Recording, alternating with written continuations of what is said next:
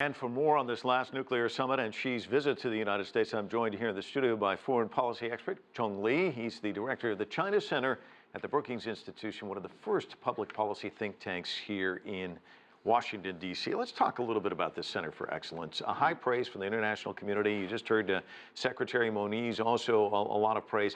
This seems to be one area where the U.S. and China are working well, cooperating well with one another. Well, absolutely. That when we talk about the nuclear security or nuclear safety, these are actually two different concepts. One is about the free of terrorism. The others deal with the possible incidents.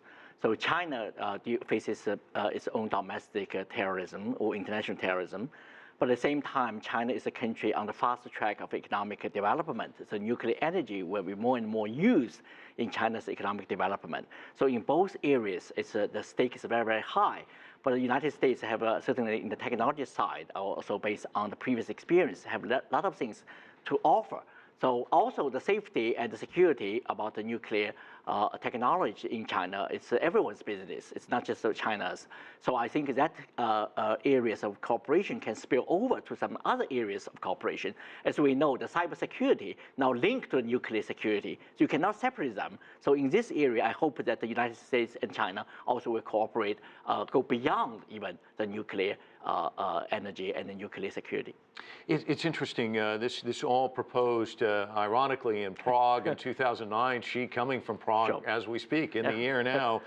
President Obama talking there in 2009. The first one in 2010 here in Washington, D.C. There's been one in Seoul, another in The Hague.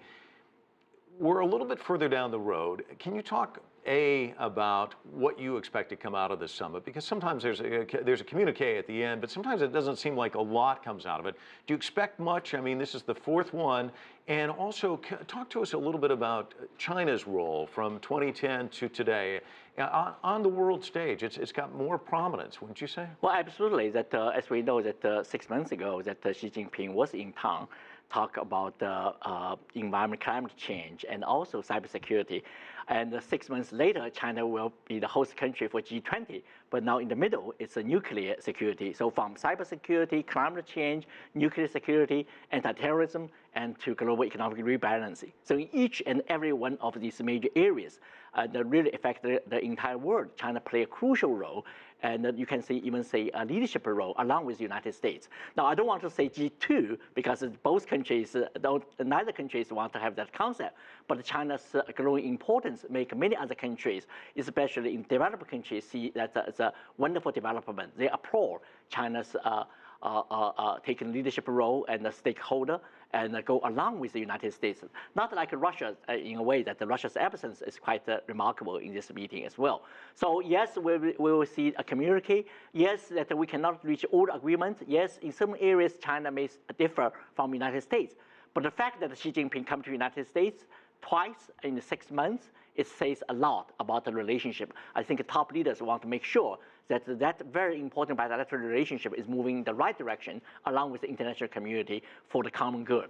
Do you think there's more of a sense of urgency at this summit because of what happened in Belgium? And there's been all of these reports now that they were trying to infiltrate some nuclear facilities there, that they were following a nuclear scientist.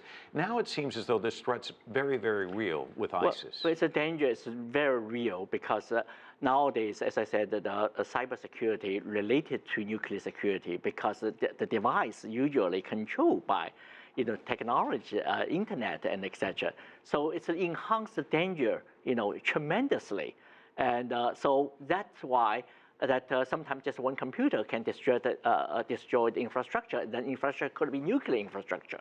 So that certainly enhanced the global awareness. So that meeting, and also Obama from day one as the president of the United States, he wants to emphasize the peaceful use of nuclear technology, but also prevent the nuclear terrorism. So this meeting itself is a demonstration of U.S. determination to cooperate with the international community, especially a major power as China. So China is not a U.S. enemy. China, in many ways, a partner with the United States. So that meeting certainly demonstrates that. I think it's a win-win in that regard. It's precisely Chinese didn't want to emphasize major power relationship. But of course, the United States does not take that term because they're still very much concerned about South China Sea, the issue. But the fact is, in so many important areas, both countries work together, and the common needs, common interests, surpass the differences and or disputes.